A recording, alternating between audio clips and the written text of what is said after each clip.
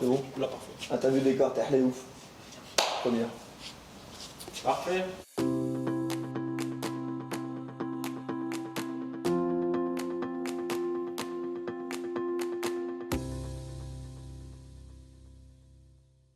Alors bonjour, je m'appelle Alexandre Nucci, je fais partie de Quantic Workshop.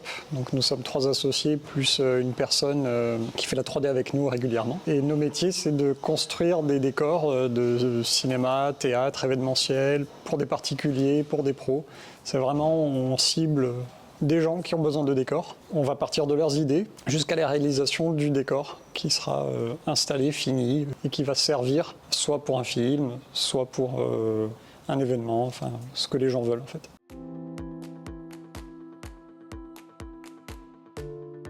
Alors mon parcours professionnel, j'étais en 3e, je me disais bon j'ai envie de faire des décors de cinéma. Je n'avais aucun contact ni de près ni de loin, je ne savais pas trop comment arriver à ce métier. Donc j'ai commencé par faire une formation de menuisier pendant 2 ans. Après je suis parti faire un bac pro menuiserie à Toulon pendant 2 ans encore. Et ensuite j'ai travaillé quasiment 7 ans dans 2 menuiseries différentes, pour apprendre la menuiserie industrielle, la menuiserie traditionnelle. Et à partir de là, j'ai fait ma reconversion pour faire des décors de cinéma, donc dans une école de cinéma où on apprenait à faire la scénographie, les effets spéciaux, maquillage FX, ce genre de choses. Et dès que j'ai pu finir cette formation, j'ai créé le plus rapidement possible. J'ai participé à des 48 heures, à des kinos. Donc pour ceux qui ne connaissent pas le principe, c'est on a un temps limité avec des contraintes horaires et des contraintes des conditions en fait pour le scénario, et on doit réaliser un film dans un temps limité. Et j'en ai fait beaucoup à la suite, ce qui m'a permis d'être visible assez rapidement,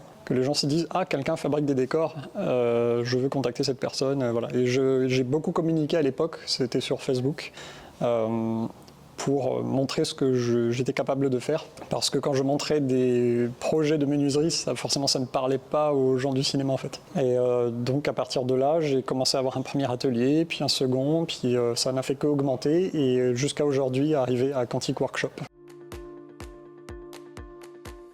Alors les problématiques, ça va être principalement les contraintes de temps et les contraintes d'argent et la contrainte de qualité. C'est-à-dire que si on nous demande quelque chose rapide et pas cher, ça ne sera pas de bonne qualité parce que ce n'est pas compatible. Si on nous demande quelque chose de bonne qualité et qu'on a beaucoup d'argent, c'est possible. Mais il ne faut pas que le temps soit 3 jours. Il nous faut souvent plusieurs jours, plusieurs semaines, il faut élaborer les plans, il faut faire des designs. Il y a beaucoup d'échanges avec les clients. On essaye aussi d'être proche avec le client parce qu'on s'est rendu compte qu'il y a un nouveau type de clientèle qui est en train d'arriver. Les gens ne comprennent pas forcément ce qu'ils nous demandent en fait. Ils vont nous dire « j'ai une idée, j'ai envie d'avoir ce décor-là » et quand on leur annonce le temps que ça va prendre ou le prix, souvent ils tombent de leur chaise parce qu'ils se disent « mais je n'avais pas imaginé ce prix-là en fait » parce qu'ils ne comprennent pas le temps qu'on va y passer à créer tout ça en fait. Et du coup on essaye d'anticiper le plus possible, d'accompagner au maximum les clients qu'on a. On essaye de faire un maximum d'échanges avec eux, de leur faire plusieurs propositions afin qu'ils puissent se dire ok, bon, si je pars sur ça, c'est telle contrainte pour moi, si je pars sur la version plus détaillée, c'est telle autre contrainte. Et après, c'est eux qui font un choix comme dans un devis à tiroir, en fait, finalement, où ils vont dire, OK, bon, bah, je vais prendre ça, mais ça, je verrai plus tard, ça devient une option. Voilà, on essaye d'être le plus précis, que le client soit vraiment content, finalement, de ce qu'il a en finalité, même si ça ne correspond pas à son idée de départ, en fait. Ce qu'on essaye d'anticiper le plus en ce moment, c'est d'avoir forcément des réserves de matériaux pour pouvoir commencer les projets rapidement, parce que souvent on a les validations assez tard, en fait. Ça arrive assez souvent qu'un client nous parle pendant 3 mois et puis qu'il valide le projet 3 semaines avant. Donc le problème, c'est que nous, il faut 10 jours de livraison de matériaux, il nous faut 3-4 jours pour faire les plans, il nous faut 10 jours pour fabriquer, et du coup, déjà, ça rentre plus. C'est toujours des curseurs qu'on n'arrête pas de bouger dans tous les sens pour trouver le bon compromis entre temps, qualité et argent. Ça va dépendre du projet, ça va dépendre de ce qu'on fait sur le projet, quel est mon poste à ce moment-là. Et je vais prendre l'exemple d'une grosse production un film à plusieurs millions, un décorateur peut avoir une paye par exemple de 3 000 € ou plus, 3 500, 4 000 peut-être. Un chef décorateur, ça peut monter entre 4 500 et peut-être 6 000. Je n'ai pas les chiffres exacts, hein. Après, toutes ces informations sont trouvables sur Internet. Il y a un tableau téléchargeable sur Internet qui donne les payes minimum des intermittents du spectacle. Donc on a le tableau au mois, au jour, à l'heure, voilà, en fonction des postes. Donc ça va vraiment, c'est tout le panel de tous les postes qui existent dans le cinéma. Et nous, comme on a créé notre entreprise, donc Quantic Workshop, on est encore récent. Même si on était connus séparément et qu'on s'est groupé, c'est encore un peu difficile pour le moment. On est à l'équilibre, on essaye de continuer d'avancer vers toujours plus en fait, pour essayer d'avoir nous aussi des payes plus agréables. On m'avait demandé de fabriquer une chaise électrique quand j'ai commencé mes premiers décors. C'était pour un tournage étudiant. Et en fait, je l'ai fabriqué donc dans mon salon à l'époque, dans l'appartement où j'étais. Et on s'était dit avec le collègue, avec le réalisateur qui venait la récupérer, on la transportait. Donc on s'était dit qu'on la sortirait un peu tard dans la nuit, parce que déjà on n'avait pas fini de fabriquer certains trucs. Et il s'est trouvé qu'il était 1h30 du matin quand on a commencé à sortir de l'appartement. On allait vers l'ascenseur, on s'est dit bon ben nickel, on va croiser personne, tout va bien. Et quand l'ascenseur s'est ouvert, il y avait 3 voisins qui étaient dedans à ce moment-là. Ils nous ont vus avec la chaise électrique dans les mains.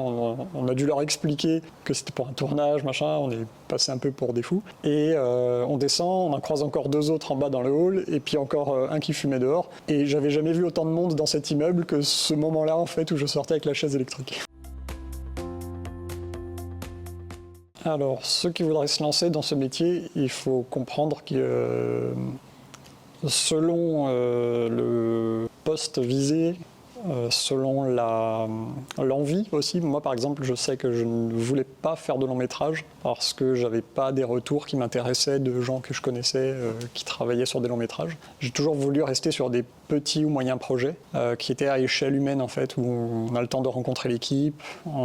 On fait le projet de l'idée jusqu'à l'installation et pas juste un bout du projet. Sur les longs métrages, on va être assigné à une tâche et on risque de faire ça pendant 3, 4, 6 mois d'affilée parce que c'est là où on a besoin de nous à ce moment-là. Alors que sur des plus petits projets, on peut un coup faire de la construction, un coup de la peinture, participer aux idées, comment on va trouver cette solution. Enfin, voilà. C'est un peu plus sympa. Donc après, ça dépend vraiment du caractère de la personne. Il y a des gens qui veulent être le premier, qui vont vouloir aller à fond, donner leur vie en fait pour ce métier. D'autres qui vont être plus en mode fonctionnaire du cinéma, où on va aller sur des grosses productions où on sait que de telle heure à telle heure il se passe ça et c'est terminé parce que derrière il y a les syndicats. Je pense notamment au métier de la construction où c'est assez normé, c'est un peu comme dans le bâtiment où il y a des horaires à respecter, il y a une législation et tout parce que c'est un métier dangereux. Si on est fatigué, on peut pas s'amuser à monter sur un échafaudage à 4h du matin avec une disqueuse par exemple pour couper un truc. C'est un métier intéressant. Je faisais de la menuiserie avant, je m'ennuyais parce que je ne rencontrais jamais les clients. Dès que j'avais fini de fabriquer ma terrasse ou installer ma porte, je ne savais pas s'ils étaient contents, j'avais pas de retour. Donc, enfin, ça fonctionnait, mais bon, il manquait du fun en fait. Et là, du coup, à chaque fois, je fabrique un nouveau truc. Tous les jours, c'est pas la même chose. On va nous demander, je sais pas, 5 fois de faire un même décor, mais ce sera jamais 5 fois le même, en fait, exactement. Donc à chaque fois, on va avoir une nouvelle contrainte, une nouvelle idée, et on va l'améliorer. On n'a pas le temps de s'ennuyer, en fait. Si quelqu'un qui fait ce genre de métier, s'il dit qu'il s'ennuie, c'est qu'il travaille pas, en fait.